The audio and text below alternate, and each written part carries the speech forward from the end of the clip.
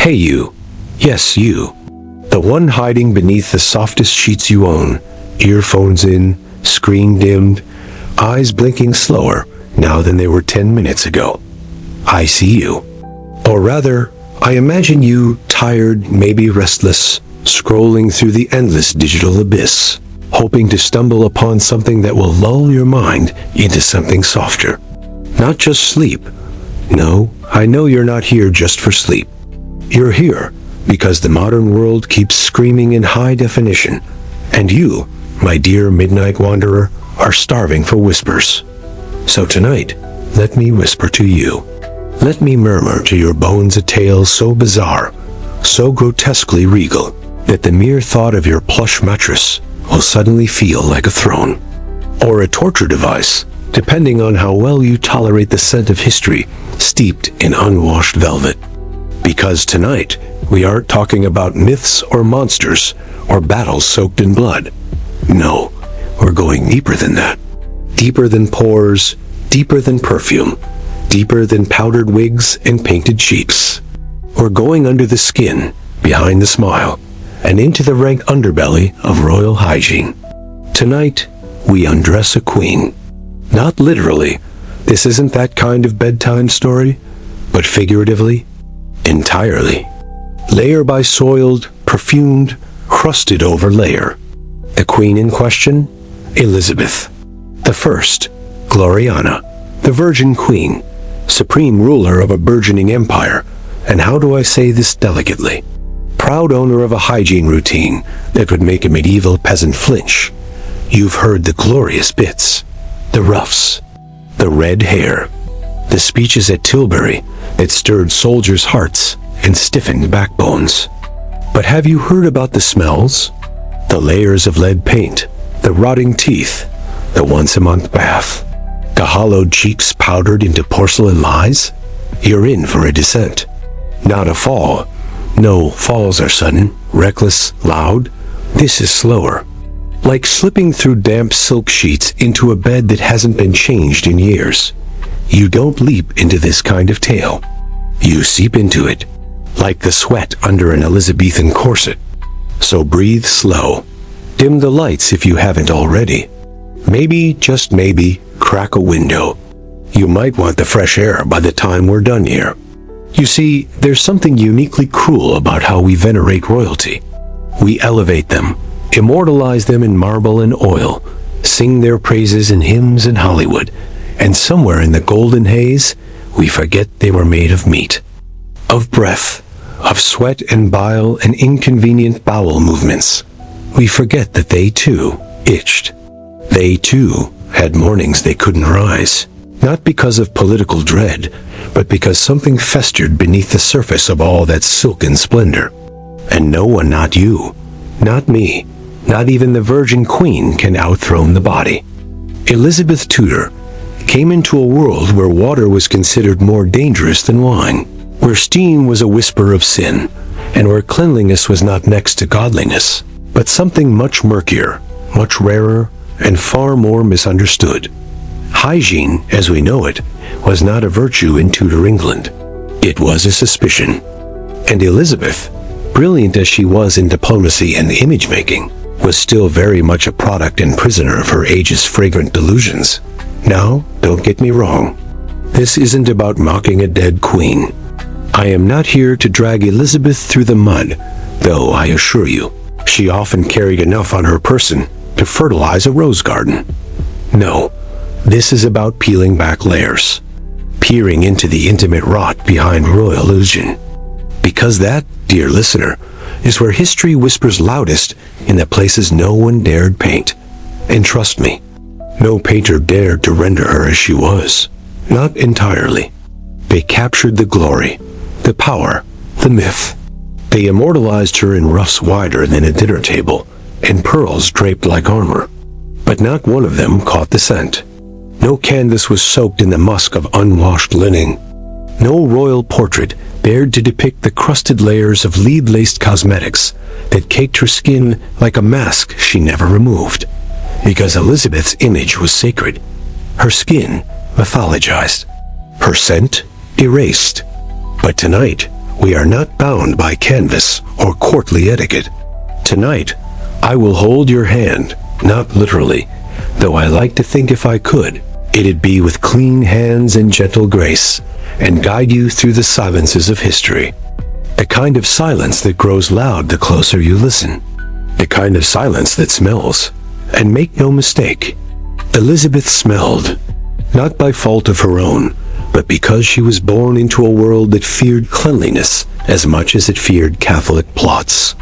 To bathe too often was to risk opening the skin to miasmas, those invisible vapors believed to carry death and disease. Water was not purity, it was peril. So when Elizabeth reportedly said, "I take a bath once a month whether I need it or not," it wasn't humor. It wasn't laziness. It was common sense. For the time, you're already squirming a little, aren't you? Good. That's the first stage. Empathy through discomfort. That's where real history begins. Not in dates, not in dynasties, but in the goosebumps raised by the idea that the woman who commanded the English Navy might have done so while wearing undergarments that hadn't seen a wash since the Armada. I know what you're wondering now. Was she alone in this? Was Elizabeth an outlier? A grotesque exception to royal refinement? Hardly. If anything, she was a paragon of noble restraint. Her hygiene habits weren't unusual. They were exemplary. She powdered, she perfumed, she plucked. She polished her image until it gleamed like gold leaf in candlelight. But beneath the surface, beneath the layers of white lead and crushed pearls, there was a body doing what bodies do. Aging, decaying, haunting, dying. So if you're expecting a sanitized bedtime tale tonight, I suggest you back away slowly and search for lullabies. But if you're brave, if you want to understand the weight of royalty beyond the jewels, beyond the silks, beyond the speeches, stay. Because I promise you, once you've walked through the corridors of Elizabeth's daily grime, you'll never look at a portrait the same way again. There's a certain power in knowing someone's filth, in touching the parts of history that were meant to be hidden. It reminds us that glory isn't clean, that myth is made, not born, and that sometimes, to understand the queen, you must stand close enough to smell her. So tonight, we begin not with a coronation, but with a chamber pot. Not with a crown, but with a comb blackened by decades of oil and ash. Not with a kiss of history, but with a slap of reality. You wanted the truth? You came to the right place. Now tuck yourself in. This is going to get personal.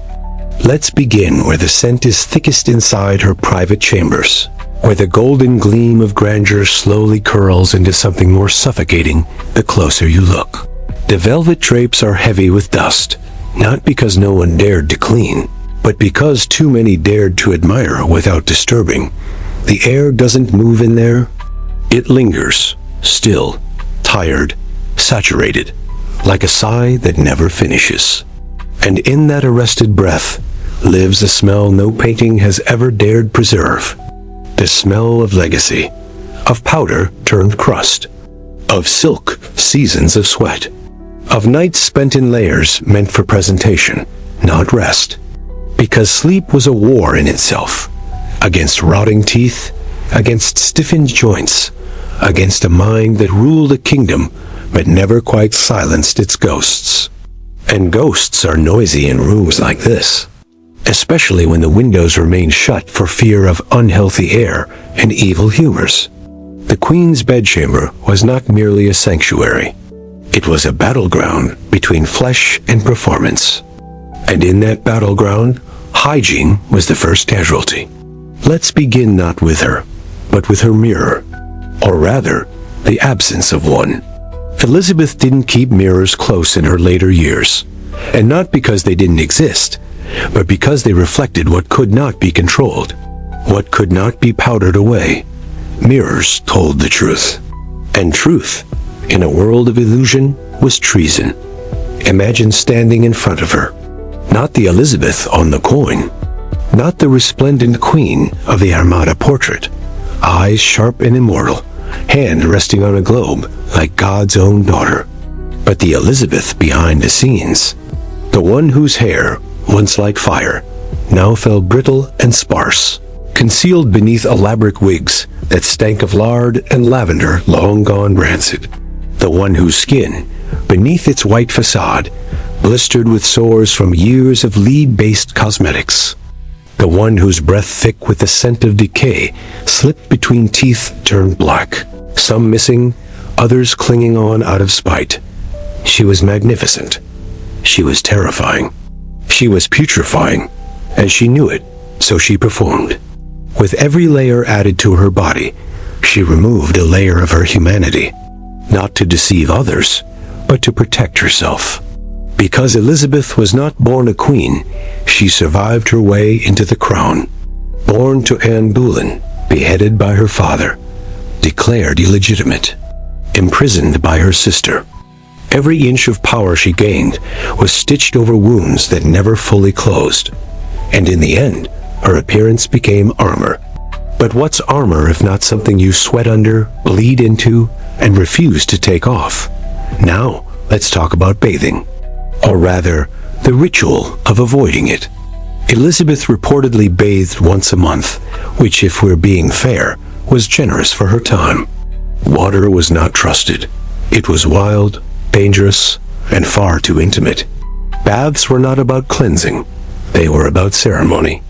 And even then, they were rare. The royal bathtub was not porcelain or inviting. It was often a wooden basin lined with cloth, filled with buckets of heated water that cooled too fast and grew cold too quickly, collecting the filth of royalty with no drain to release it. You didn't bathe to become clean. You bathed to become tolerable. And she didn't do it alone.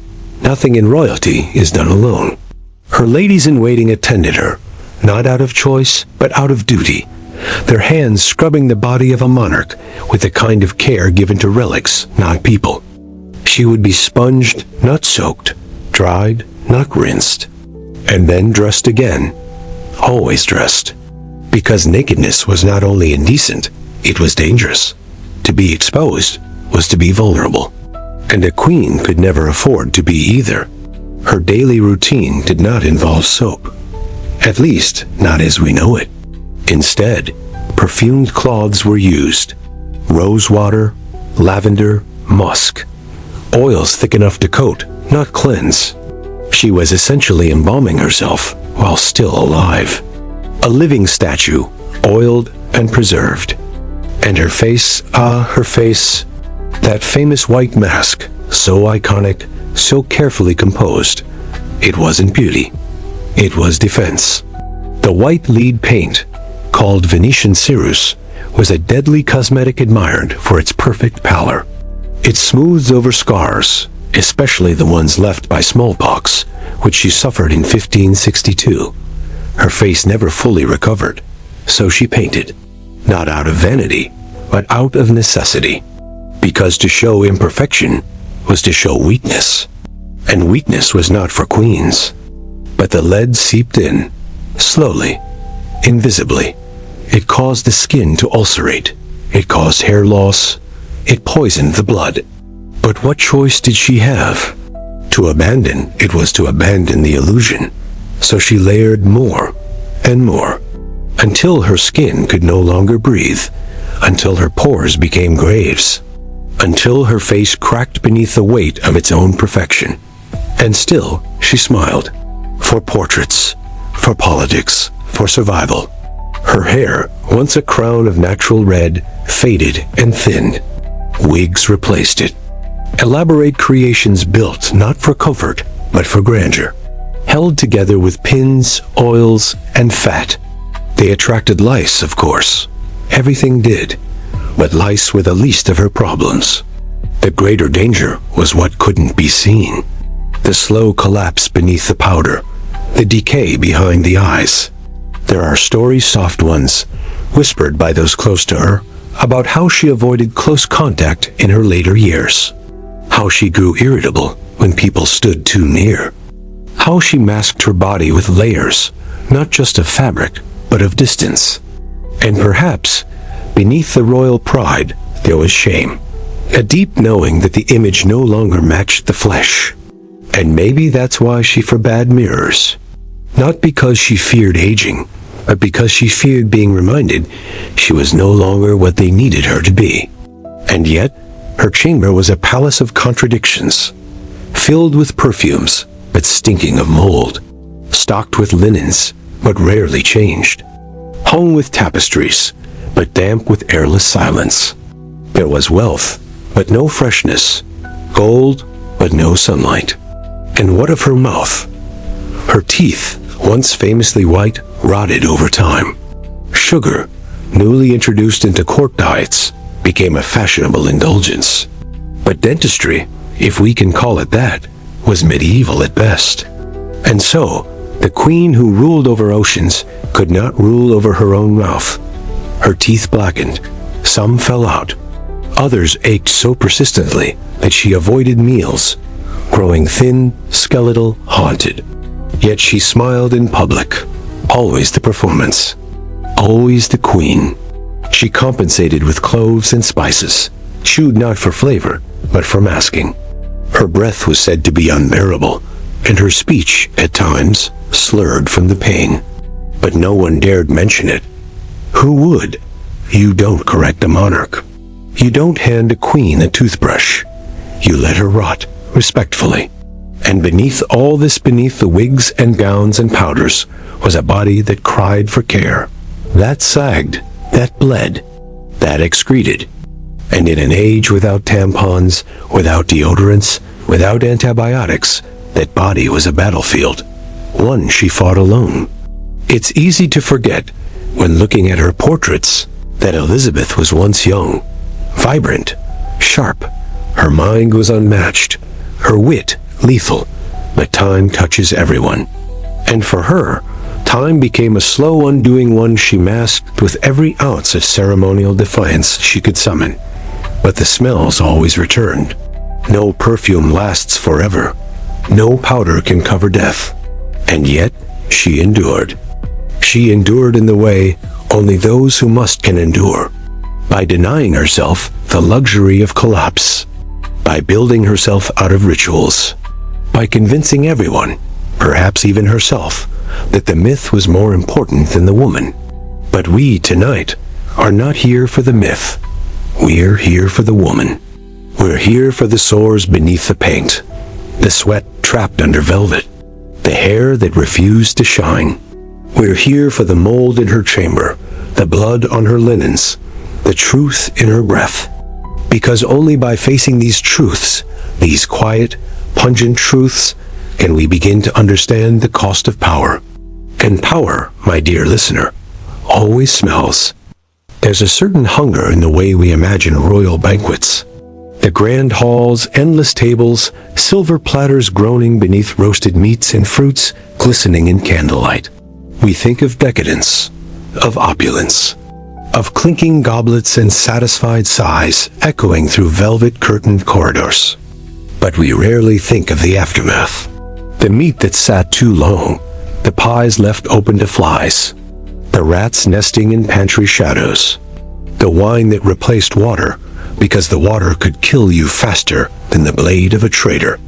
And we almost never, ever think of the queen sitting at the center of it all, smiling politely over food that fed her body but betrayed it at the same time. Elizabeth's court was hungry for image, not nutrition. Dinners were not for nourishment. They were theater. Every fork raised was a line of dialogue in the grand play of monarchy.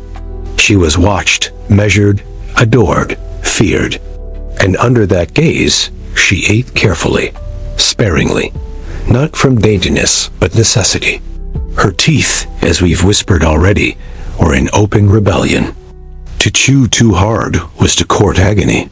To swallow too fast was to risk choking on decay. So she favored soft things, porridges, custards, wine, always wine.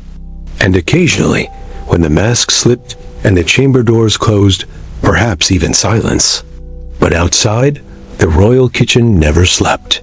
Fires roared from before dawn till long past midnight. Servants moved like ghosts through corridors steeped in grease and the faint, perpetual stink of overcooked fowl. Food was not fresh. It was preserved, pounded, pickled, smoked, salted beyond mercy, because fresh meant fragile, and fragile meant fatal. The queen, of course, did not eat what commoners ate. She did not gnaw on barley loaves or chew on gristle beside hearths of flickering desperation.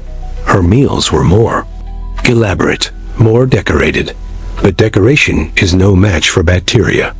And in an age where meat bled long after it should have stopped, the royal stomach was both shield and sacrifice. She drank wine, gallons of it, over time, not out of preference, but out of survival. Water was considered suspect, even among the elite. Too easily spoiled, too easily poisoned, literally and politically. So wine it was, sometimes watered down, sometimes not, but always present. And wine has its price. It warms, it loosens, it numbs, but it also bloats. It stains, it sours the gut when overindulged, and it dries the body from within, like a velvet curtain, soaking up sunlight until the fabric fades and the threads split. Elizabeth's digestion was a subject not for courtiers, but for confidants and physicians' men who pored over her excretions with the same solemnity others reserved for treaties. Because when a queen's stomach falters, the court trembles. Her bowels were carefully monitored, her appetite recorded in whispers. And when she failed to eat, or when she ate too quickly, too slowly, too strangely, the rumors began. Is she ill? Is she bewitched? Is she dying? But they never asked, is she constipated? And yet she was, frequently. Because when you eat fearfully, drink wine in place of water. Avoid movement, lest your garments betray you with sweat, and rarely release your body from its royal bindings. Your insides turn to stone, literally. Fecal matter hardens, slows, refuses to move. There were no laxatives, no probiotics, no gentle teas passed under moonlight.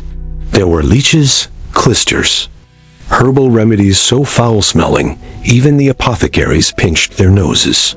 Imagine a woman seated on a throne, commanding armies, raising nations, signing lives into being or oblivion, and straining on a stool in silence, hoping this time something gives.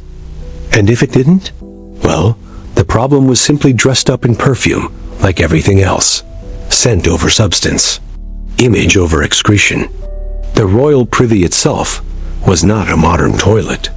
It was a padded bench with a hole carved into it, leading to a chamber pot, or occasionally, a lead-lined shaft with little ventilation and even less mercy. It stank, always, and servants, often low-ranking girls with little say in their placement, were tasked with the cleaning. Elizabeth did not handle her own waste. Why would she?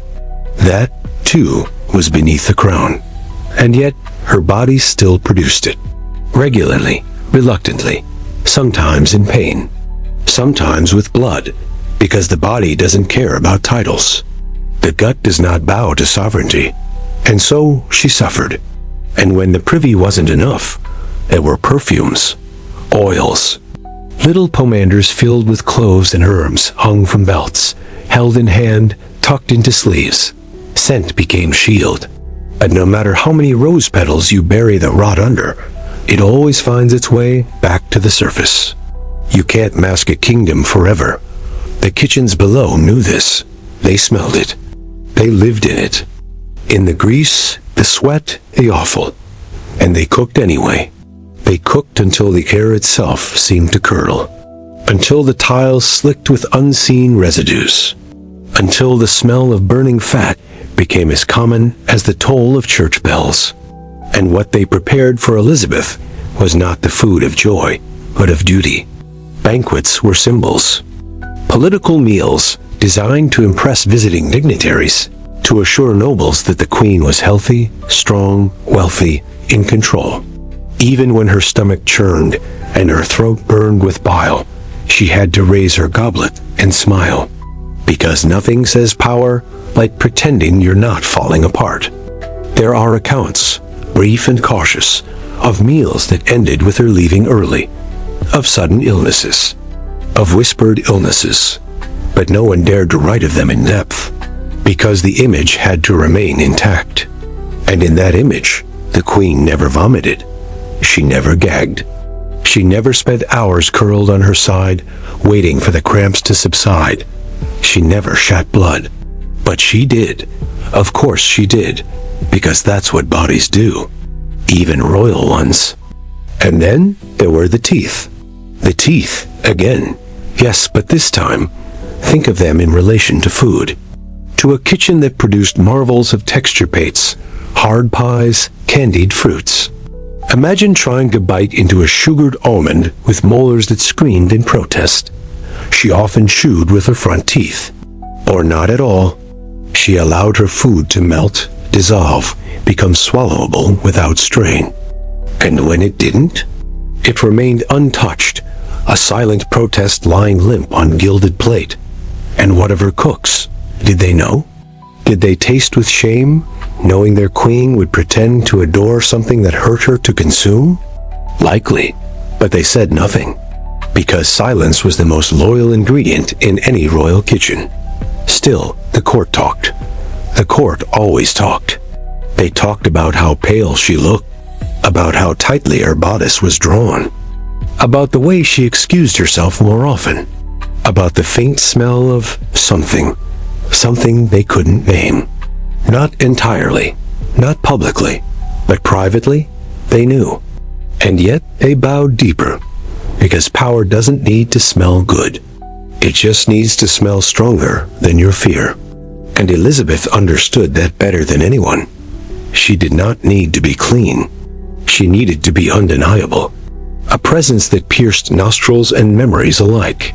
A sovereign so overwhelming that no one dared imagine her behind closed doors, on her knees, gripping her stomach in pain. But you are imagining it now, aren't you? Good, that's history. Not the gold leaf, not the velvet portraits, but the image flickering just behind them, the woman who lived despite it all, who ruled in pain, who ate through ulcers, who smiled through nausea, who digested a kingdom one dry, salted bite at a time. She was not disgusting. The world around her was the air, the food, the rituals, the ignorance masked as elegance. And she played the role because to do otherwise was death. Not bodily death political, symbolic, the kind of death that leaves you alive but invisible. And Elizabeth Tudor was never going to be invisible. So she let the court cook, let them serve, let them marvel. And when the plates were cleared, and the candles burned low, and the wine settled into her belly like a weight she'd forgotten how to carry, she would retreat, back to her rooms, back to her silence, back to her body, her truest prison. And the kitchen would be scrubbed.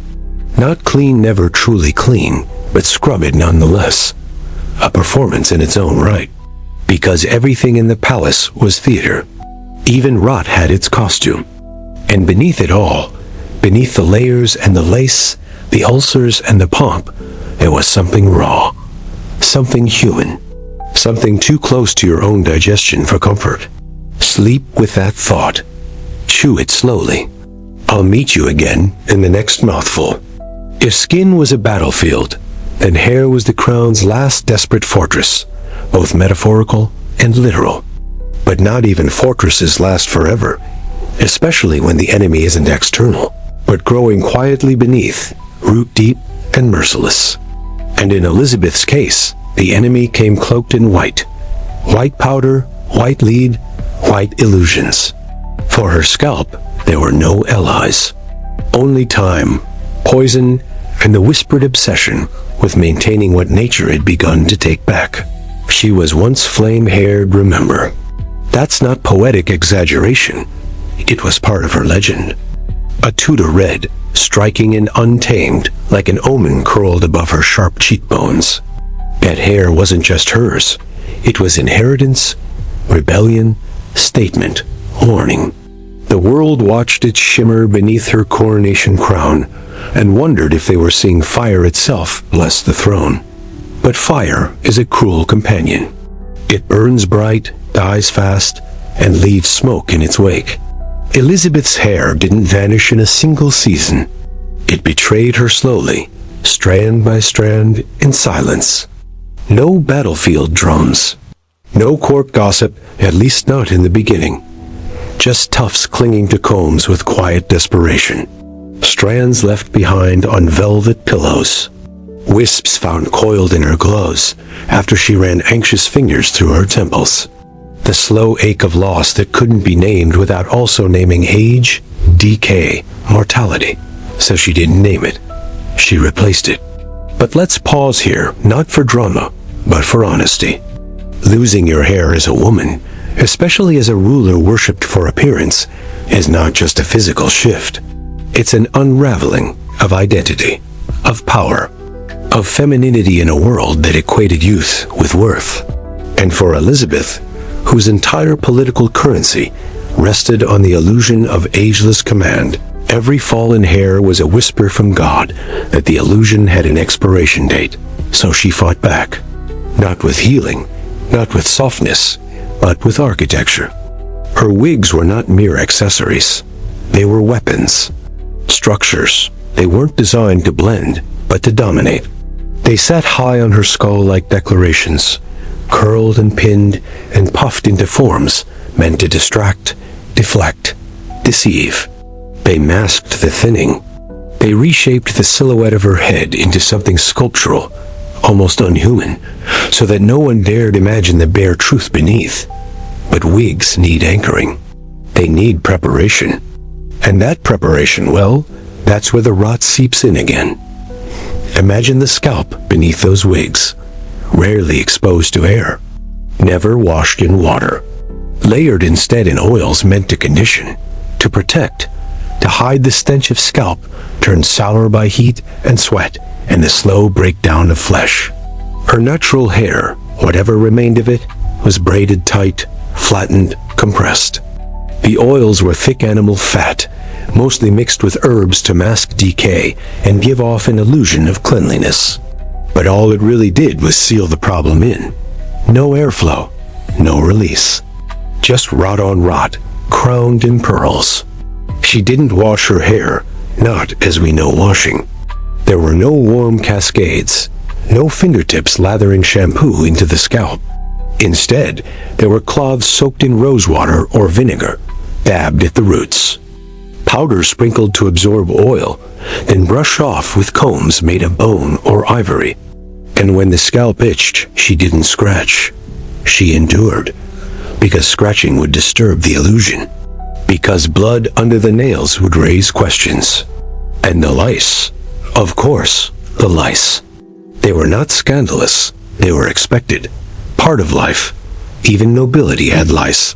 But Elizabeth couldn't admit to them. Couldn't afford the vulnerability. So the lice were handled discreetly, by servants trained to comb the scalp with thin-toothed blades, collecting the tiny corpses in silence, never mentioning their findings. Every wig worn was a gamble. A potential breeding ground, passed from stand to head to stand again. And no one dared call them what they were, crawling filth in the hair of God's chosen queen. And yet, she wore them daily. You may be wondering now, why not shave it all off? Many did. Baldness wasn't rare. It was often intentional, a foundation for elaborate wigs.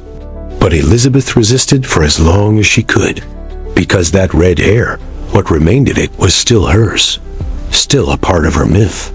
And she clung to it with the desperation of someone who knows that identity is only ever as strong as what you can still show. She held on until the strands gave up. And even then, she lied. She powdered her wigs to match what she could no longer produce. That pale, ghostly white you see in her later portraits. Not a fashion choice. A funeral shroud for the flame that once was. And the wigs themselves, those weren't benign. They were heavy. Physically, emotionally. They pressed on her temples, her crown, her mind, weighted symbols of expectation. They made her sweat. They triggered headaches. They tilted forward at the slightest wrong movement, which meant every gesture had to be calculated. Every bow of the head measured. Every turn choreographed. Because a slipping wig was not just embarrassing, it was devastating. The illusion shattered. The spell broken. So she held herself perfectly still, composed, spine stiff, smile tighter than the pins holding her identity in place. And still, sometimes they slipped. There are anecdotes half buried, whispered by those long dead of moments when the illusion cracked, when a breeze caught a curl that wasn't truly hers, when sweat pooled and the glue gave way. Moments when she left rooms early, furious, ashamed, wounded in a way no blade could match. Because hair wasn't just vanity for Elizabeth. It was strategy. It was survival. You may think this is all too dramatic. That hair is just hair. That surely, a woman of such power had better things to worry about. But that's the lie, isn't it? The comforting fantasy we sell ourselves. That power exempts you from needing to be seen. From craving the illusion that you still look like the story others wrote for you. But power, real power, is often most fragile in the places we cannot admit. Elizabeth's strength was never in her armies. It was in her ability to convince the world she didn't bleed. And hair? Hair bleeds in silence, in handfuls, in clumps. And when it's gone, it takes part of you with it. So she built new hair, curl by curl, wig by wig. The court saw it as transformation, as elegance. But what they were really witnessing was a slow funeral procession, carried out on her scalp over decades. Every braid a eulogy, every pin a prayer. And beneath it all, a rawness grew, a soreness. Scalp irritated not just by product, but by pressure. Layers pressing day after day, trapping heat, denying air. The skin became fragile, thin, inflamed. And still, she powdered. Still, she perfumed. Still, she endured, because she had to. And now you wonder, did anyone touch her head? Really touch it? Gently, lovingly, without duty or disguise. Unlikely. The royal body was sacred, but also untouchable. Tended to, yes, but touched. That's something else. Elizabeth wasn't held. She was maintained. Groomed like an idol, not embraced like a woman. Her hair was adjusted, not adored. Her scalp treated, not comforted. And in that loneliness, something curdled. Not just on her skin, but inside her soul. The sensation of being looked at without being seen. Of being admired, but never understood. Of having your worth measured by your ability to never let them witness the shedding, the flaking, the raw patches hidden beneath your crown. This isn't a story about hair loss. This is a story about vanishing. About the cost of preserving a self that no longer exists. About a queen who held on to her myth until the very follicles gave way. And still, she never surrendered. She powdered her scalp until it looked like porcelain. Smoothed creams over scabs and called it elegance. Refused to let the court see her bald spots, her lesions, her truth. Because truth in a palace is a dangerous thing. And now, tonight, you know.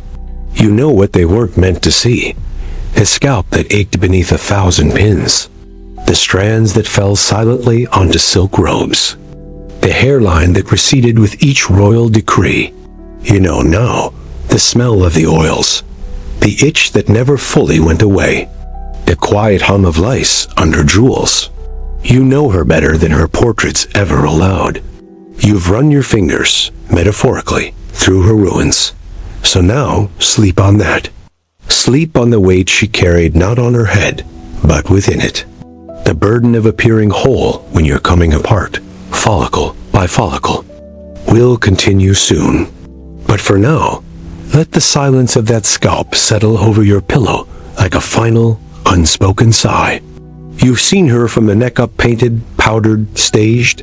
You've watched her move through court like a vision in gold, her gesture small, her presence immense. But you haven't yet stood where history never dared to crouch beneath her skirts, deep in the folds where truth gathers and festers. Tonight, we're going there, because no queen floats. No matter how grand the portrait, there's always something warm, wet, and living beneath it. And sometimes, that something bleeds. Let us talk about the thing no one was meant to talk about, the Queen's body when it wasn't divine, when it was just female, not mystical, not mythical, just soft, flawed, and quietly defiant under 30 pounds of cloth and performance. Elizabeth didn't wear dresses. She wore fortresses. Layers upon layers of stitched armor, designed not to celebrate the body, but to erase it. Her underpinnings alone chemise, stays, farthingale, curdled constructed, a silhouette meant to impress, not breathe. Underneath, there was no room for air, no ease, no surrender, only friction, only fabric pressed tight against a body trying to be heard. And beneath it all, a cycle, unseen, unspoken, the body's silent revolt. The monthly reminder that no crown can command blood not to come. And Elizabeth, despite all her symbolism, still bled. But she was never allowed to appear as though she did. Her virginity was weaponized, not just politically, but cosmetically. She wasn't just unmarried, she was beyond the feminine. Beyond lust, beyond touch, beyond mess. That was the myth. The truth? Much harder to perfume. When she menstruated, the court didn't stop. The rituals didn't change. The gowns didn't loosen. She stood, walked, spoke, ruled while her body quietly wept beneath brocade. And what caught that weeping wasn't silk or royal linen. It was wool, coarse, absorbent, reused. Pads fashioned from rags or strips tucked into the folds between her thighs, fastened with ribbon or pins, heavy with secrecy. There was no running water to rinse them, no private disposal. Bloodied cloth was washed by hand by someone else, likely one of her maids. Imagine that, lifting a royal undergarment stained with something no courtier dared name and scrubbing it in silence. That, too, was loyalty. But what happens when the bleeding doesn't come? Or comes too much? What does a kingdom do when the queen's body no longer obeys its unspoken schedule? Panic, whisper, watch. Elizabeth's fertility, or lack thereof, was not just curiosity. It was state business. Every delay, every fainting spell, every discoloration was interpreted like scripture. And yet, no one dared ask her plainly. They looked instead for signs. Did she sit longer? Was her temper shorter? Did she lean more to one side, favoring a cramp no one acknowledged? And the truth was never clear, because Elizabeth never gave it to them. She bled in silence, or didn't, and the court adjusted its hopes accordingly. But the body, even a royal one, doesn't wait for permission to unravel. The heat beneath her gowns was relentless. The air had nowhere to go. The sweat collected, especially between the legs, around the thighs, beneath the corset where flesh rubbed raw. Sat in it through council meetings and diplomatic sessions, smiling while something soured under the satin. There were no antiseptics, no fresh cotton, no breathable fabrics. Only wool, lye soap, dried herbs, and prayer. Sometimes she would suffer from irritation, from infection, from friction turned inflammation. But no one said the words. Vaginal thrush, urinary tract infection, rash, discharge. These were not words for a queen. So instead, they used metaphors. Her humors were unbalanced. Her womb was melancholy. Her body was burdened with vapors. And so she was prescribed more cloth, more confinement, more cold compresses to a place no one dared touch directly. And she bore it, because to acknowledge was to admit she was human. And humanity was not a luxury she could afford. She never bore children. And this, too, became part of her image. The virgin queen. But virgin didn't mean untouched by suffering. It meant no one had permission to witness it. Her cramps, her night sweats, the blood that stained her shift and pooled in the crease behind her knees, the pads that had to be wrung out, dried, reused, again and again. And still she ruled. She held council with legs stiff from days without relief. She hosted foreign dignitaries with the vague pulse of discomfort echoing in her abdomen. She stood for hours while her body whispered reminders that it was never meant to be silenced this long. And when it hurt too much, when the blood came too heavy or didn't stop, she disappeared. Into her chambers, into her silence, into the hush that no one dared breach. And then she returned, powdered, laced, composed, with no evidence of the storm beneath. Her gowns, God, the gowns weren't just fashion. They were prisons. You think corsets are cruel? Try wearing one while bloated. Try walking with grace while bleeding freely and feeling every stitch tighten around your lower belly like a slowly closing fist. Try holding a pose while the wool between your legs grows damp and heavy. Try pretending your throne is comfortable when every seat feels like a blade. And then smile. Wave. Be the Virgin Queen.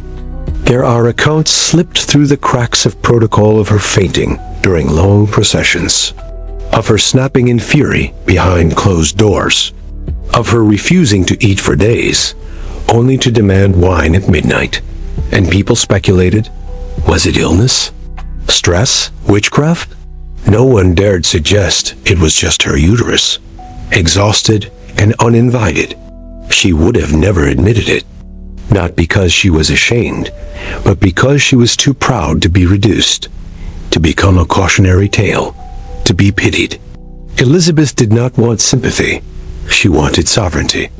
And that meant pretending that her body was obedient, that her blood knew its place, but it didn't. It never does. The female body is rebellion, soft and persistent. And Elizabeth's had no intention of becoming sacred just because a crown touched her forehead. So it bled, it swelled, it stank, it demanded, and she endured. And when the menopause came, it came like betrayal. Hot flashes beneath 15 layers of cloth. Panic in the middle of court ceremonies as sweat soaked her bodice. Sleepless nights pacing between windows that would not open and beds that would not cool. Her body shifted. Her skin lost elasticity. Her hormones dipped. Her moods became unpredictable. And the court blamed aging, blamed the weight of rule, blamed her temperament. They never blamed nature. But she knew. She felt it in her gut. In the silence where blood used to speak. In the dryness, in the loss of appetite, in the fatigue that no wig or corset could correct. And yet she never stopped. Never admitted. Because queens don't sweat, queens don't bloat, queens don't leak, except they do.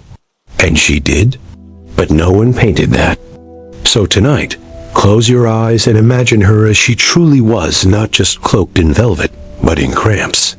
Not just laced into power, but into pain.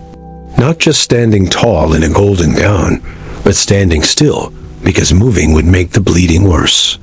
Imagine her feeling the warmth of blood in the wrong place at the wrong time, and smiling anyway, because that's what royalty was.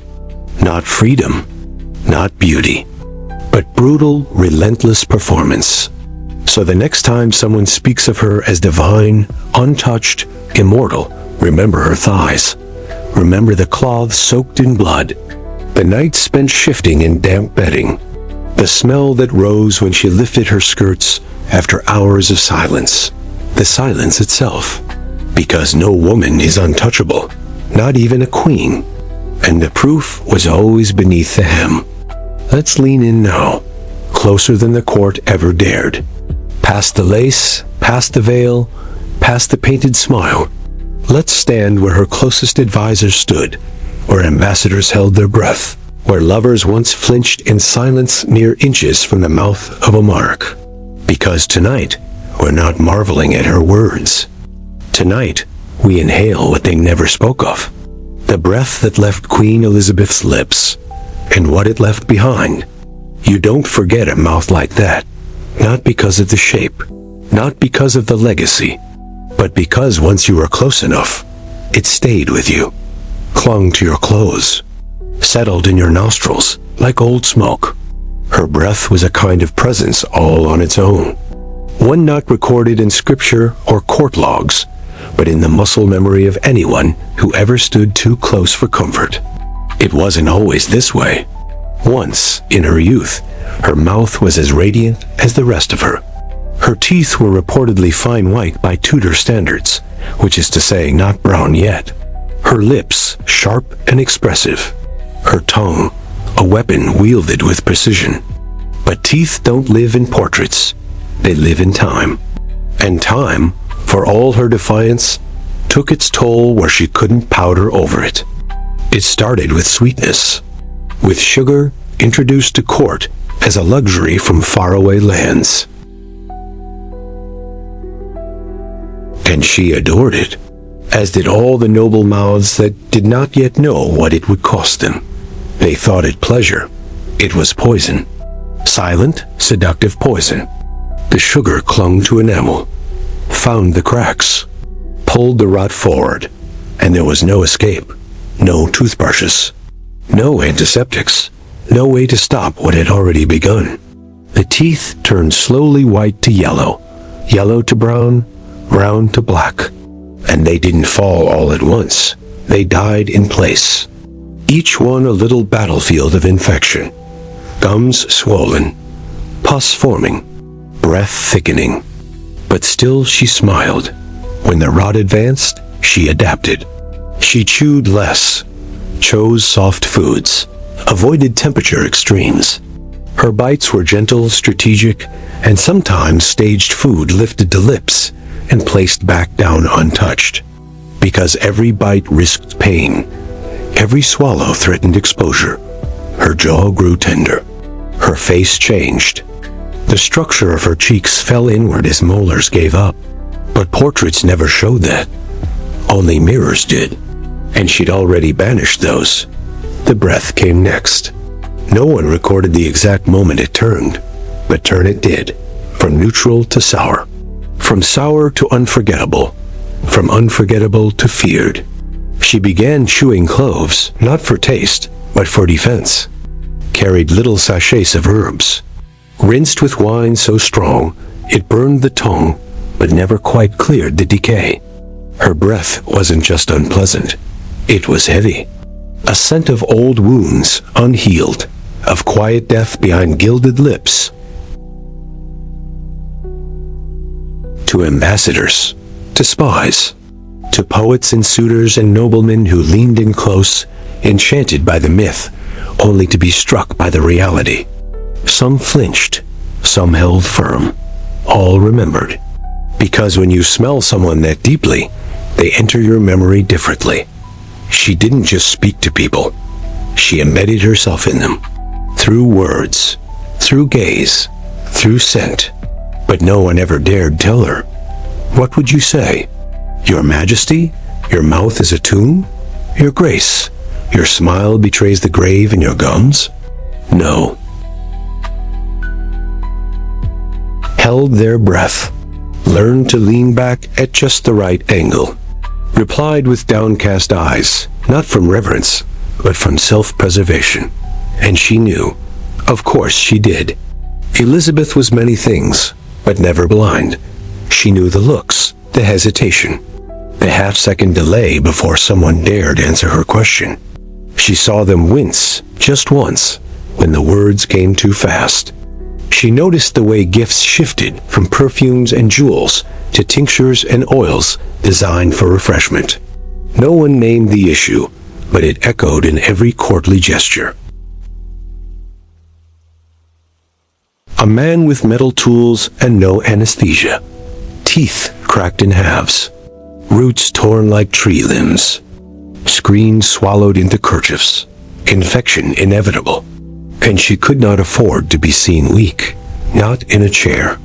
not bleeding from the mouth, while a barber surgeon wiped his hands and said the pain would stop once the fever passed, if it passed.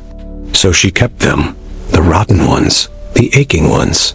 She endured them like she endured everything else, as burdens of the crown. And when they bled, she dabbed the corners of her lips in private.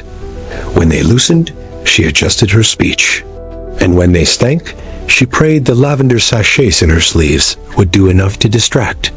But breath doesn't lie, it escapes. And her words, no matter how precise, always carried the scent of suffering. Some accounts say her speech changed in later years, became softer, slightly slurred. She was tired, they said, or bored, but the truth was more raw. She could no longer speak without pain. The muscles in her jaw strained, her gums throbbed, her tongue danced carefully around decayed ruins. And still, she gave speeches. Still, she addressed troops. Still, she summoned suitors and dismissed rivals and scolded fools. That is the tragedy and glory of it, that she never stopped, never let the rot reach her rule, even as it reached her very breath. And yet, there were nights when the pain crept too high behind her eyes, when she couldn't eat, couldn't sleep, couldn't smile, when she pressed her head to a cold wall and tried to forget her own mouth. Nights when she wept, not loudly, not dramatically. And the next morning, she rose, painted, perfumed, laughed in court. Because power doesn't wait for molars, but it remembers. It accumulates. The pain, the bleeding, the slow disintegration of the face behind the facade. She knew she was fading. And they adored her.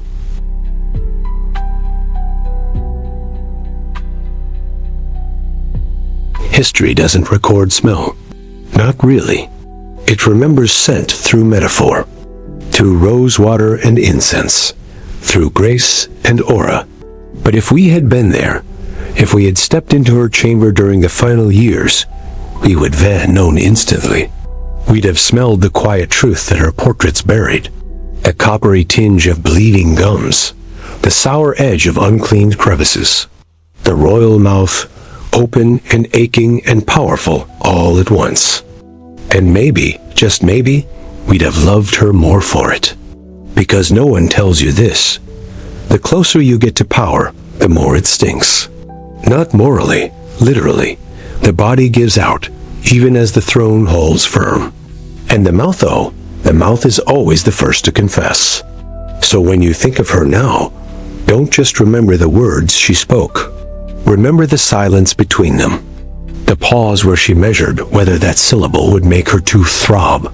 The wince she swallowed before saying, "My loving people." The taste of blood on her tongue as she promised peace. And remember the room around her. The courtiers pretending not to breathe too deeply. The suitors wondering if kissing her hand would leave a scent on their gloves. The advisors learning to nod from slightly farther away. Remember all of it, because that is the smell of history. And it's not clean, it's not noble, it's not rose water and legacy. It's breath warmed by rot, teeth crowned in pain, gums that gave way long before the crown ever did. And still, she ruled. That's the scent no one paints, but you know it now, and it will stay with you, right where her words once lived. At last, we come to the room she feared the most. Not the council chambers, not the throne hall, not even the chapel where prayers were whispered in rhythms she no longer fully trusted. No, the place Elizabeth feared most was the room where performance ended, or tried to. The place where the crown sat quietly on a nearby stool, and her body, stripped only in layers not in truth, folded itself into silence. Her bedchamber. Let's not call it a sanctuary. That would be too generous. Let's not pretend it smelled like lavender and piety and freshly aired linens. It didn't. It smelled like sleep without peace. like sweat and starch and the kind of weariness that seeps through velvet and never fully leaves the mattress. Her bedchamber was not a resting place. It was a room where pretending had to pause, if only for the hours between dusk and dawn. And those hours were never quiet. You imagine royal bedrooms as opulent. And yes, it was dressed in grandeur.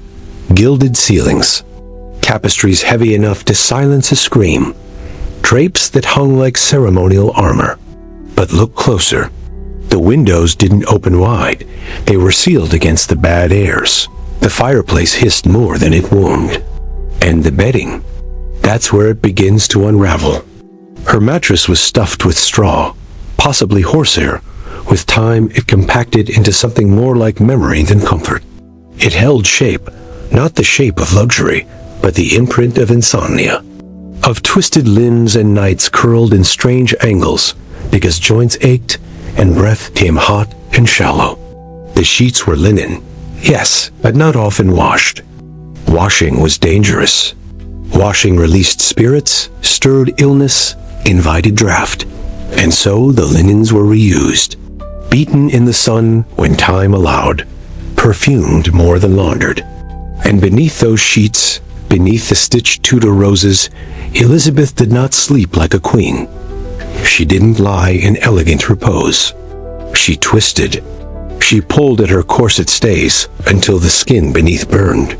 She sweated through her chemise and lay in it, too proud to call for change. Sleep wasn't a lover she welcomed.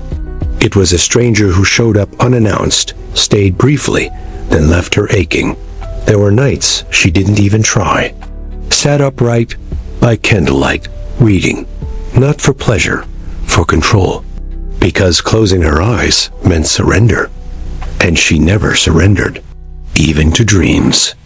And when she did finally slip under, it wasn't rest. It was negotiation.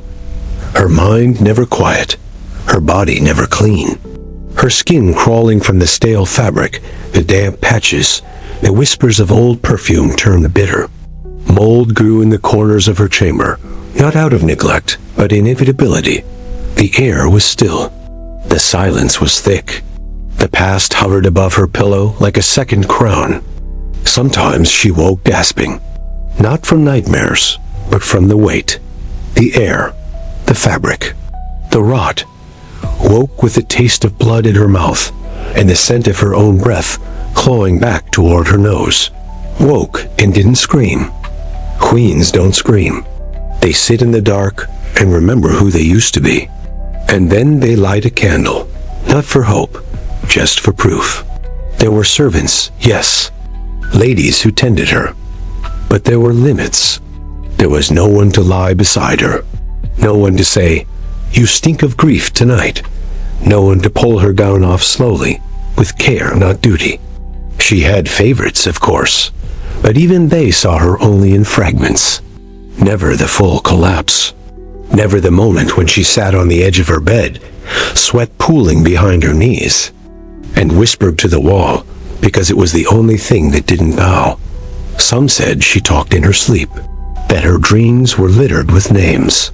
Her mother's, her father's, Robert Dudley's. The dead, always the dead, never the living. Because the living expected performance. The dead, at least, stayed silent. And her bed, it was not her own. It belonged to the crown. It belonged to history, to protocol. Every time she climbed into it, she knew she was climbing into something larger than herself. She wasn't just lying down to rest. She was lying down to continue being watched. You think bedrooms are private? Not in palaces. Her chamber was ceremonial. Audiences were sometimes granted there. Courtiers let in, bowing at the foot of her bed while she feigned comfort. Even in sleep, she had to be a vision. Her nightgown carefully chosen. Her hair arranged in ways that hid its loss. Her slippers embroidered in case someone noticed her feet. Every inch of her existence curated. But when the curtains closed, truly closed, the pageantry withered. She smelled of old perfume, of sweat soaked into silk, of blood dried into wool, of illness not yet spoken. Her pillow, though embroidered with gold thread, bore the scent of her breath, stale and acidic. The canopy above her head sagged slightly from years of moisture, and beneath her, the mattress held more secrets than the crown ever did. She didn't sleep well, and when she did, she drooled. That's the part no one tells you. That sometimes the Queen of England drooled in her sleep, a small pool at the edge of her mouth, and it stained the pillowcase, not every night, but enough that they rotated the pillows, not just for appearances, but to let the fabric dry. And the next day, she woke, always before the others, always before the truth could catch up. She was dressed while still half asleep, painted before fully conscious, placed back into the armor of day before her skin had time to breathe. And when she entered the court again, no one dared ask what her night had held, because the queen slept, and in that sleep, nothing human was meant to survive. But it did.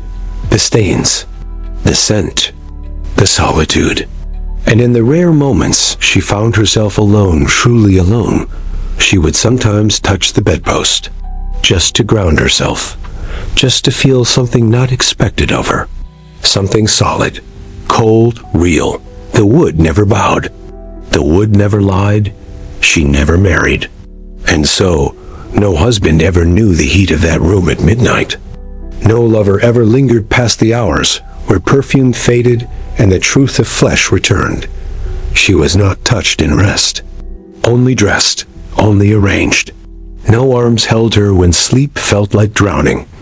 No lips pressed to her back in reassurance. The bed remained hers alone, and she made peace with that, or something like peace. She once said, "Though I may not be a lion, I am a lion's cub, and I have a lion's heart," and that lioness slept alone, on damp linen, in shadows, not because she wanted to, but because it was safer than being seen.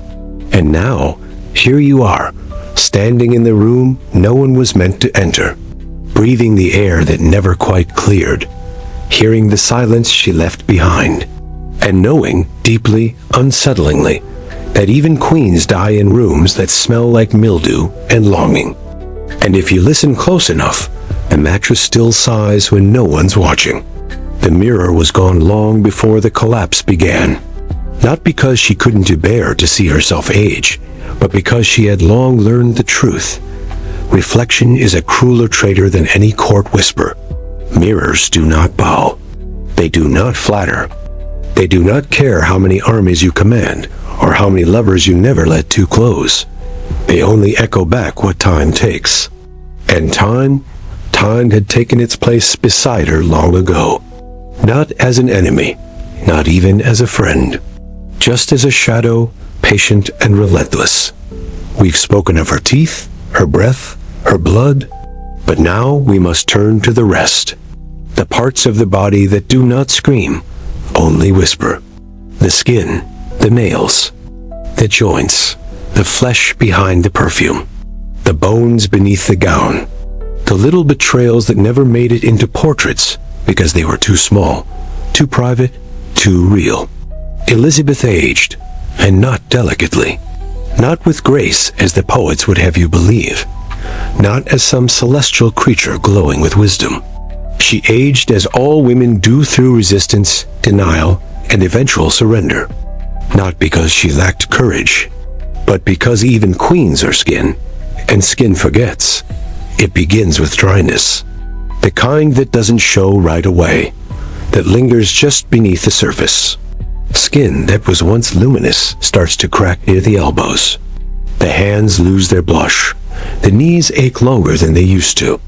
No one speaks of these things because they seem inconsequential. But to the woman who built an empire on presence, each crack was a fissure in the myth. She noticed first in her fingers, not in pain, but in the way gloves fit. A tightness that wasn't there before. Then a looseness, a shift.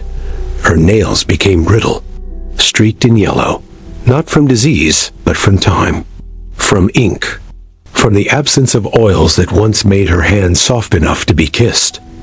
and she stopped offering her hand as often, began folding her arms more. A silent repositioning of the body, away from scrutiny. Her skin, once alabaster through lead and legend, began to sag, not dramatically, but subtly, under the chin, at the collarbone. Where once silk caressed a smooth expanse, now it clung to folds. Small, thin ridges of aging. Her arms, especially the part beneath, the softness that wavers when lifted, became the subject of internal fury. And yet she kept lifting them, kept commanding, kept pointing to maps and signing decrees. Even as the flesh beneath trembled with truths she would not speak, they padded her bodices tighter to hold the change. Corsets were drawn higher. Sleeves lengthened. Necklines narrowed. The exposed skin became curated, not for modesty, but concealment, because age was not allowed to rule. Only the illusion of eternity. Her face where every painter knew to begin. There, time moved more cruelly. The lead makeup cracked faster now. What once was smooth became a battlefield of texture. She applied more, but the more she used, the worse it became. Pores, unable to breathe, widened. Sores formed beneath. They called them blush spots when asked. But they were not color, they were inflammation, pain, infection given ceremony. She no longer removed the paint fully at night. It was too painful.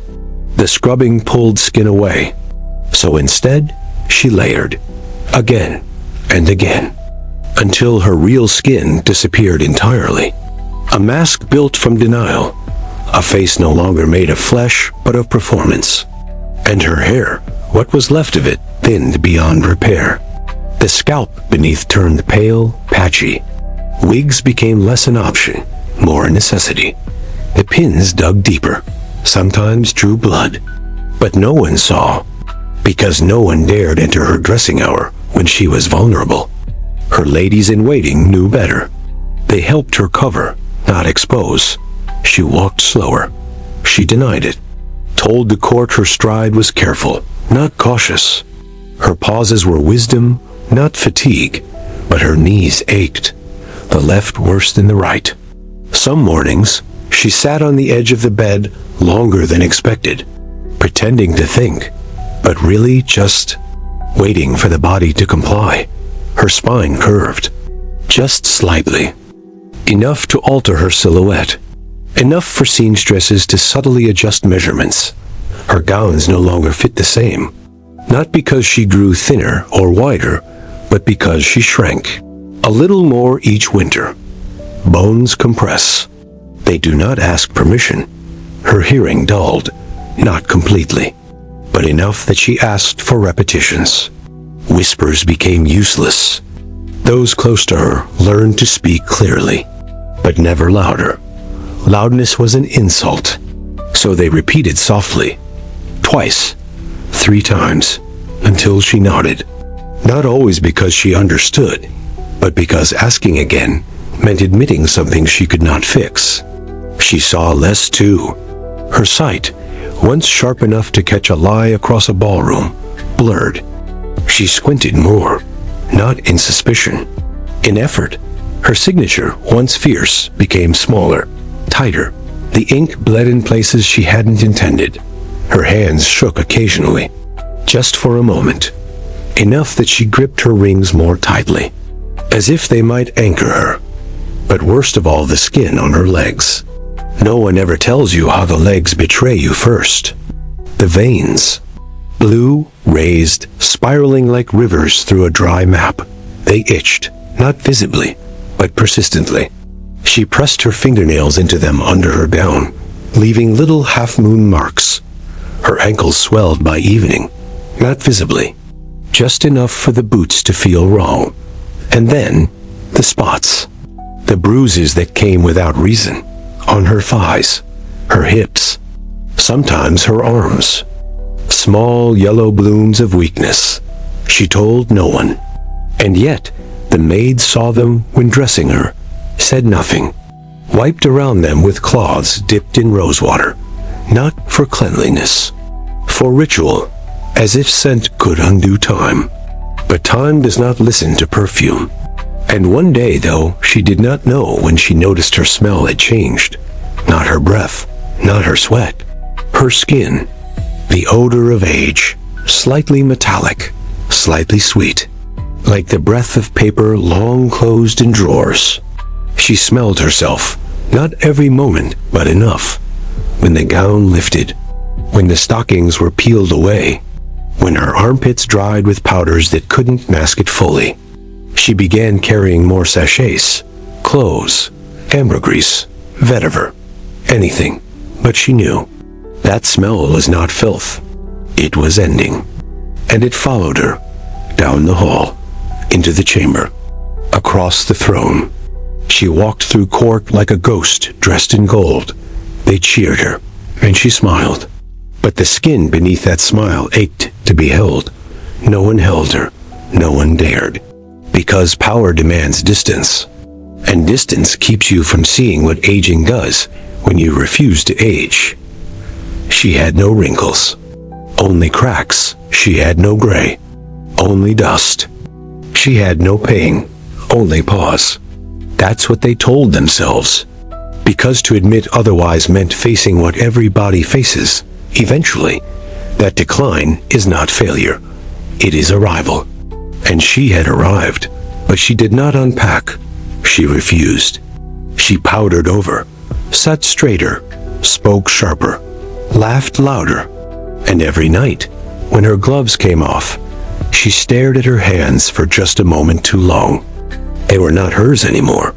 They were tools, weathered, used, still trembling with command, but empty of softness.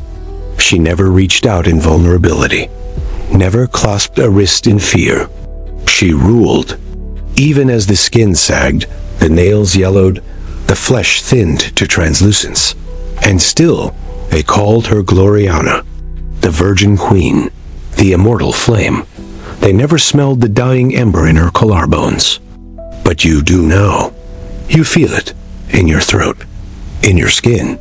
That is her gift, not the empire, not the myth, the truth of what time does to a woman who refuses to leave the stage, who stays so long the spotlight becomes a noose, and the applause a curtain she can't quite pull closed. No sleep, she cannot. But you can, and tomorrow, we'll keep walking into what's left. They always said she smelled like roses, like a garden in bloom, like something holy in motion. That wherever Elizabeth went, she left a trail of floral reverence, a scent befitting the Virgin Queen. But scent is not fact. Scent is memory bent by affection. And memory, as you already know, is a liar with good posture. She did wear rosewater, sometimes, when time allowed, when the servants remembered, when her skin wasn't too raw to accept it. But even the finest rosewater wilts after an hour in the heat of layered brocade. Even the most delicate tinctures lose their voice when soaked into linen already soured from the night before. No one truly smelled the queen as she was. Only what she wanted them to believe she was. And even that belief decayed. Let me tell you a secret most historians won't touch. Every monarch has a smell, not metaphorically, not romantically, literally. A body that sweats, a scalp that oils, a mouth that ferments, a wound that spills, a skin that peels. These things cannot be silenced forever. You can paint them, cover them, douse them in the finest substances stolen from ships and colonies and spice routes. But the body always rises. The scent always seeps. And Elizabeth, hers was unforgettable. Not because it was grotesque, because it was layered, like her. At first, it was incense. You'd smell it before she entered the room. That familiar burn of church-like solemnity, mingled with something more feminine, more curated. Frankincense stolen from a chapel. Myrrh. Occasionally musk, though used sparingly, too animalistic, too suggestive. She needed to smell divine, not desirable. So they blended. Courtiers assigned to her inner circle would prepare the mixture. Oils infused with dried petals, pressed into small glass vessels or dabbed onto cloth tucked under her arms, her breasts, her neck. But scent fades. The nose adjusts. And when it did, you smelled what lived beneath.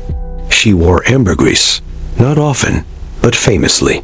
A strange, floating substance harvested from the digestive system of whales, carried across oceans, worth its weight in coin. It didn't mask scent. It held it, bound it, carried it longer through the air. Some found it intoxicating. Others gagged. She adored it, because it turned her presence into something sticky. Something you couldn't quite forget, even when you left the room. There are stories never written, only passed through hushed-made gossip, of the queen stepping out of her bedchamber and the room remaining. Changed, not just warm, not just stirred, but scented. Hours later, they said, you could still feel her breath in the air, still smell her defiance hanging from the canopy, as though scent itself feared offending her by leaving too soon. But scent is memory's greatest traitor. And in time, it betrayed her too.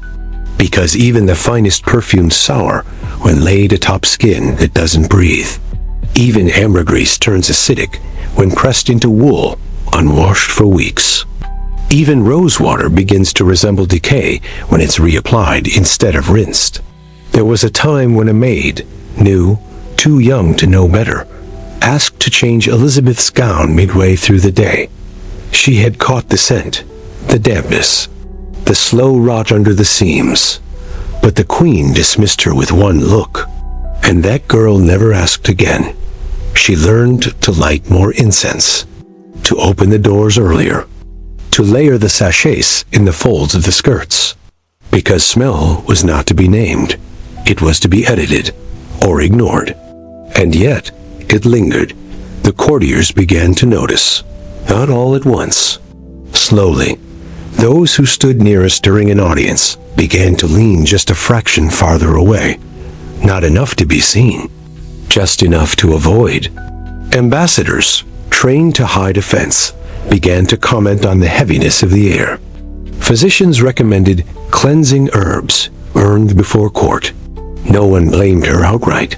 They blamed the room, the fabrics, the season. But rooms don't smell like people. People smell like people. And queens, despite their best efforts, are still people. Her favorite gloves, white, embroidered, perfumed, became her shield. She pressed them to her lips, her nose, her chest. Not for elegance, for cover, for comfort. Because she could smell herself sometimes, and she hated it. But pride is a fragrance too, and she wore it thick. She demanded more pomanders. Round balls of silver or gold, filled with cloves and cedar chips and dried lavender, hung from belts, held in hand, swung gently as she moved, so they released their false purity with each step. Her rooms began to smell less like flowers and more like something trying not to rot. A garden buried under too much salt. She slept with bundles of herbs tucked beneath her pillow. Burned sage in her chamber, not for ritual, for masking. The smell of burning was preferable to the smell of stillness. But even fire cannot hide what flesh remembers. And her flesh remembered. Especially her feet. They were the first to sour in summer, pressed into leather shoes for hours, stockings soaked, then dried, then soaked again. No time to launder, only time to pretend. She changed shoes when she could, but the smell followed. A sweet, earthy rot, almost tender if you didn't know its origin. Even her dogs, the ones she loved, the ones allowed to sleep near her feet, sometimes turned their noses. Subtle, quick, but she noticed. And she whispered their names with the ache of someone betrayed by silence. She never scolded them. They at least didn't lie. And yet, despite all of this, people were drawn to her. Because scent is not just what the nose perceives, it's what the soul remembers. And hers was unforgettable. When she died, not yet, but soon, the maids who laid her out for final presentation reportedly wept, not just for loss, for what they smelled. The body released what it had been holding. Decades of powdered secrets. The stomach turned. The gums bled once more. The sweat unfiltered. The skin, finally allowed to be real, released its last message. They washed her with rose water, not to cleanse, to honor. But even that could not erase it. They say her chamber held her scent for days. Some swore longer, that the pillows would never be the same, that the tapestries absorbed her, that if you stood very still, long after the walls had been stripped and the gowns removed and the bed dismantled, you could still inhale her somewhere in the air. And what a strange, terrible honor that is, to be remembered not for the way you looked, not for the way you ruled, but for the scent that stayed when all else had left. Not everyone gets a statue. Not everyone gets a painting. But everyone leaves a smell. And Elizabeth's? It was divine. And putrid. And sad. And powerful. And human.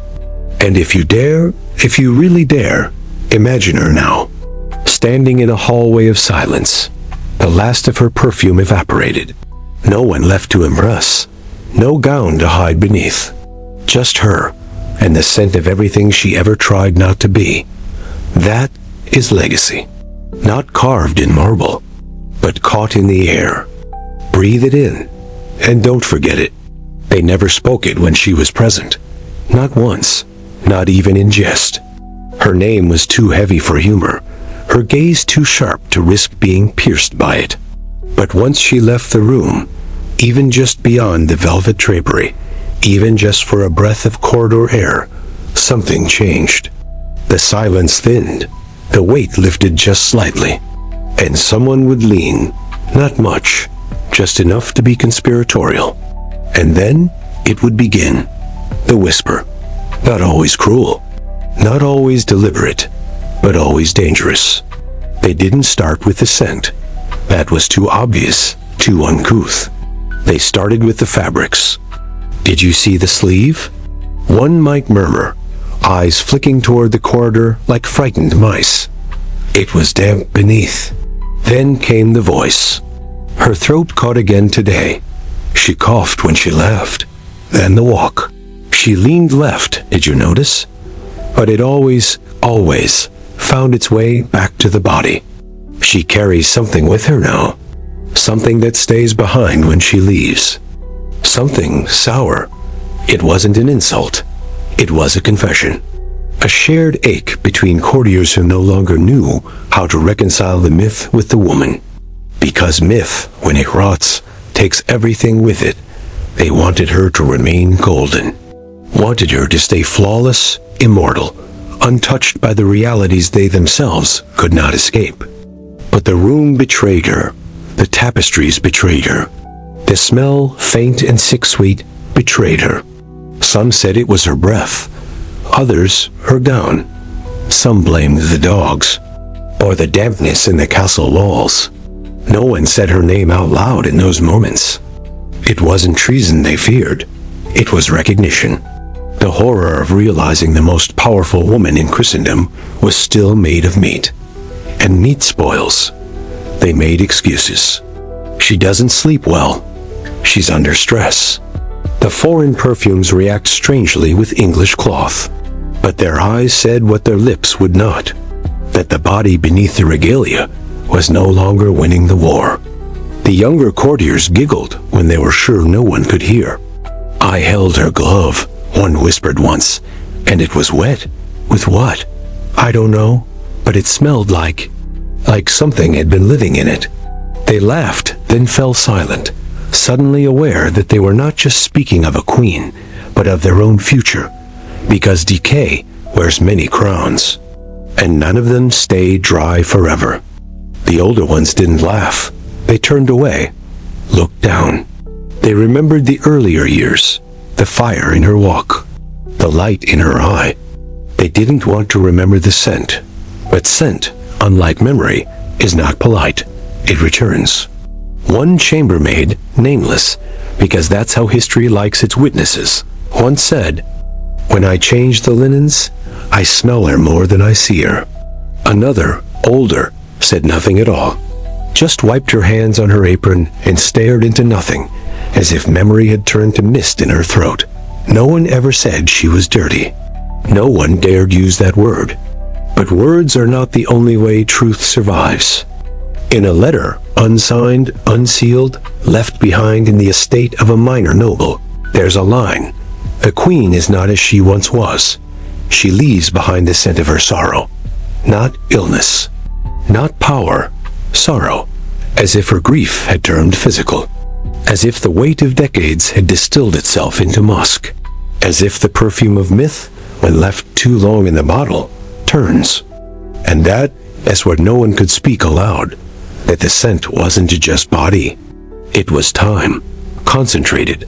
Fermented. Distilled into every fold of her gown. Every velvet curtain in her chamber. Every tapestry that once heard her laughter and now hung silent under the pressure of memory. After she died, the rooms were closed for days. Not for mourning, for ventilation.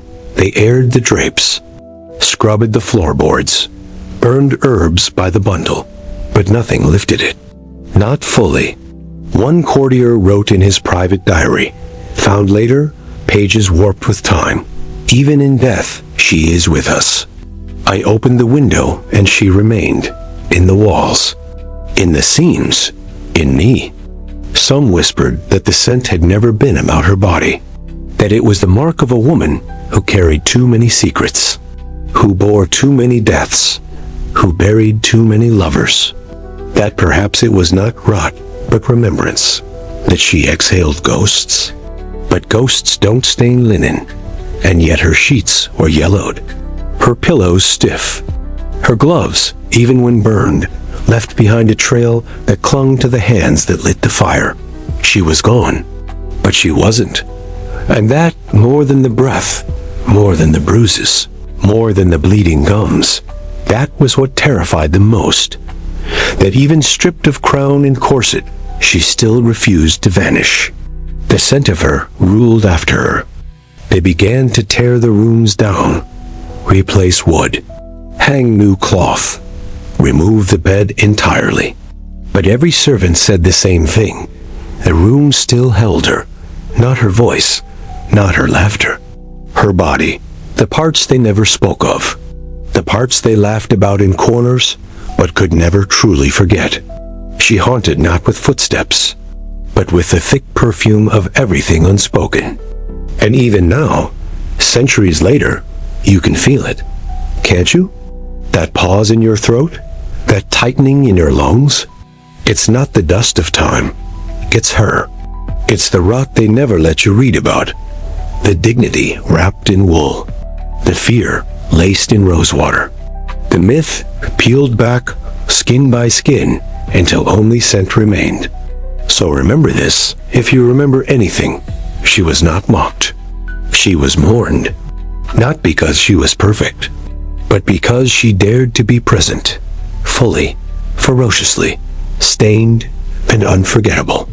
The courtiers whispered, yes, but only because they couldn't bear what it meant to inhale what she had truly become. A woman, real, rotted, revered. They brought in flowers, not because it was tradition, but because it was necessary. They said it was for respect, for honor, for beauty. But everyone knew the truth. The flowers weren't for her. They were for them, for the living, for those who could still smell, for those who needed to believe that something fragrant could still bloom inside the walls where a body had collapsed. The body wasn't yet rotted, not fully, but it was already fading in ways that had nothing to do with time. Her skin had grown tight and pale, like a wax mask slipping over the memory of a face. Her lips shriveled into the echo of speech. Her hands stiffened in silence. But the scent god, the scent came before the silence had even fully settled. It was faint at first. The sharp tang of linen that's held too much sorrow. The whisper of sweat long gone cold. the way wool carries mourning, even when no one is weeping. Then it deepened. Sweetness almost, like overripe fruit left too long on the altar. A note of iron, a note of damp, a note of something final. So they filled the room with petals, white lily, lavender bunches. Roses, of course. Always roses. Laid across the table where her body rested, tucked into her sleeves, pressed between her fingers as if she were marrying death instead of merely meeting it. They covered her in scent so the world would forget she had ever smelled otherwise. And in that act, that quiet, desperate flooding of air with floral distraction, they erased what was most human about her, the smell of her, the truth of her. Because death, when it comes for the powerful, is not just loss, it is exposure. And no one wanted to see what a queen looks like when the mask drops forever. But some did see. The attendants, too tired to pretend. The old nurse who touched her hair one last time and felt the scalp stiff beneath it. The priest who whispered prayers too fast, not out of reverence, but to escape the room before the scent pierced his robes. They saw the body, smelled the story, and still they stayed silent. History would say she died peacefully, that she passed in grace, surrounded by velvet and hymn, that even her death was regal. But that's not how it smelled. It smelled like surrender, like a bed that had held too much pride for too long, like skin that had been perfumed to the edge of exhaustion, like a woman who had fought off every touch that wasn't devotion, and now lay untouched in every way that mattered. The flowers wilted fast, too fast. The heat in the room clung to their stems, turned the petals soft, brown-edged. A maid replaced them twice in one day, and still couldn't slow the rot.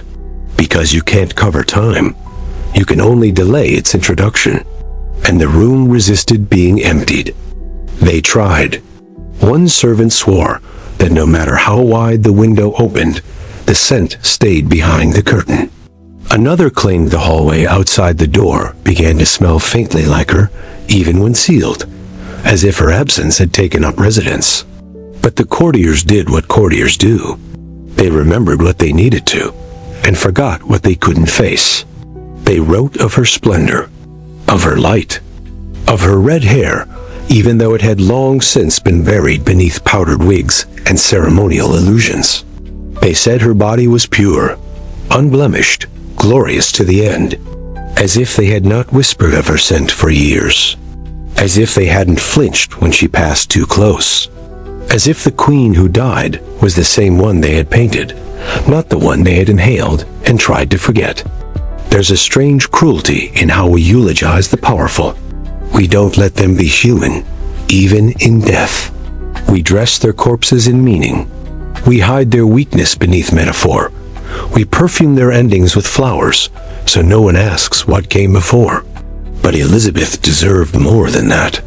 She deserved to be remembered as she was, unraveling, stubborn, rotten in the corners, and still refusing to sit down. She was not a statue. She was skin. Skin that itched, bled, cracked. Skin that smelled of life too long defended. And maybe that's why the flowers couldn't hold. Because the air still remembered. And maybe, just maybe, that's why no one ever really touched her. Not fully, not willingly. Because love requires proximity. And she smelled like distance. She built it into herself, layered it, laced it, perfumed it with caution and legend until the idea of closeness itself became treason. No one ever told her she smelled like herself, only what they hoped she would smell like. And when the scent changed, when the body betrayed the myth, they lied. They lied with candles, with petals, with poems written after the fact, and still, the truth lingers. Not in the archives, not in the paintings, but in the silence that followed her from room to room. A silence thick with scent, not of roses, not of Lily, of her, of the woman who dared to be sovereign with a body that couldn't obey, Of the monarch who kept ruling even when her breath turned sour and her gloves began to rot.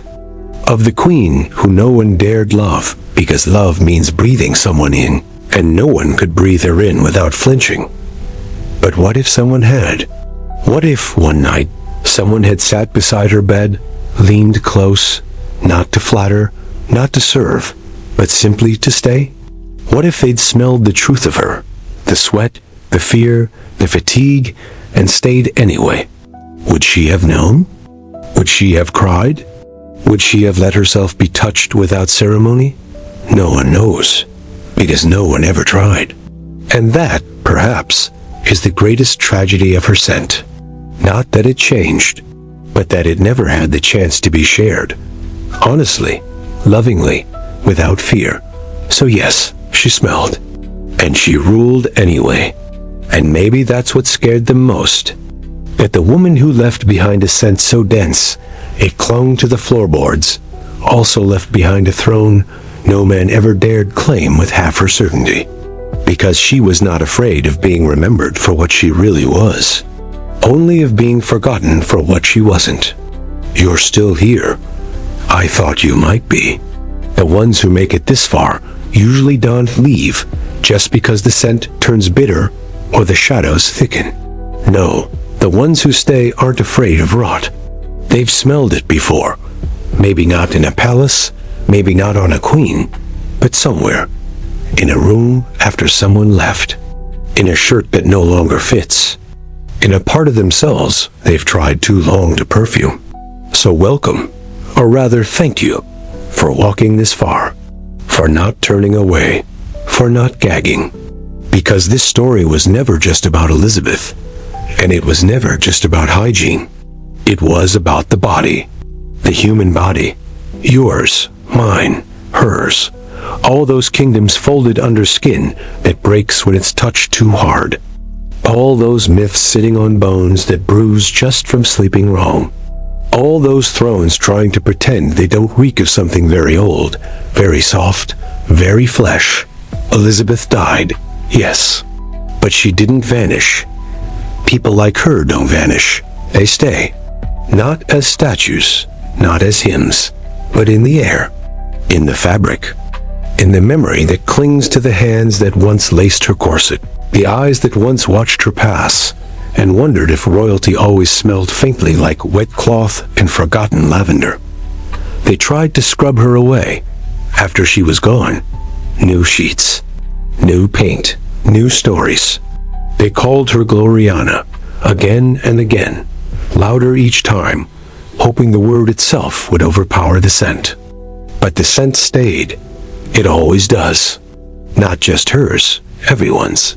You can't wash presence. You can't bleach impact. You can only lie louder. And even then, it seeps back in. She became a coin, a portrait, a line in a book, but not a woman. Never again a woman. Because women don't sell. Queens do. Virgins do. Icons do. And they don't sweat. They don't bleed. They don't curl their knees in bed because something aches deep in the bone. They don't pull cloth between their legs to catch the flood. They don't to sleep in the same chemise 3 nights in a row because the maid fell asleep by the fire and nobody dared wake her. But she did. All of it. And more. And still, she ruled. So I want to ask you something. Something soft. Something unanswerable. Would you have loved her? No, not the painted her. Not the speech-giving, crown-wearing, death-defying her. The real her. The one who flinched when a comb touched her scalp. The one who chewed cloves because her mouth smelled like death and she couldn't stop it. The one who bled through her petticoats and didn't tell anyone because no one had earned the truth of her blood. The one who lay down at night and pulled the covers up not for warmth, but to hide from her own scent. Would you have held that hand? Would you have said, "You smell like you," and meant it? Would you have stayed in the room when others left? Because that's love. Real love. Not courtly love. Not mythic love. Not love on the stage. Love in the rot. Love in the wound. Love that knows the scent will turn, but stays anyway. Love that wipes the sweat from a monarch's neck and doesn't flinch when it coats the fingers like apology. That kind of love she never had, because no one could separate her from the performance. And maybe she didn't want them to. Maybe she was terrified of being known. Maybe being alone was the only safe place left after everyone else had fled the scent. But what if, just once, someone had said, "You don't have to be fragrant. You just have to be real"? Would she have crumbled? Or would she have bloomed? We'll never know. And maybe it's better that way. Some myths die faster if you open the window too wide. But I like to think if you had been there, maybe you would have stayed. Maybe you would have picked up her discarded glove, pressed it to your nose, and said, "So what?" Maybe you would have walked into the chamber with flowers and not laid them on her body, but handed them to her while she was still alive, before the petals were just apology. Maybe you would have whispered, "You are not clean. You are not holy. You are not perfect. And that is exactly why you are magnificent." And maybe, just maybe, she would have believed you. Or not, but she would have heard it. And sometimes, being heard is the closest thing to resurrection. Because the truth is, we all leave behind a smell. Not always a bad one, just a true one. Some of us leave it in the rooms we slept in. Some in the hands that undressed us. Some in the pillowcases no one dares throw away. And some, like Elizabeth, leave it in the air of history itself. Not fragrant, not foul, just human. That's how you know she was real. Not because of her crown, because of her scent. And now it's yours too, stuck in your memory, behind your eyes, in the back of your throat, where all truths eventually settle. So sleep if you can, and if you can't, breathe her in one last time. And ask yourself the question no historian has ever dared put in ink. If power smells like perfume and death smells like roses, what does honesty smell like? That's what she was. That's what she is. Not saint, not monster, not goddess, just honesty. Wrapped in velvet, painted in powder, steeped in silence. Smelling like everything you're afraid to name, and everything that refuses to be forgotten. Good night, Clariana. You never left the room.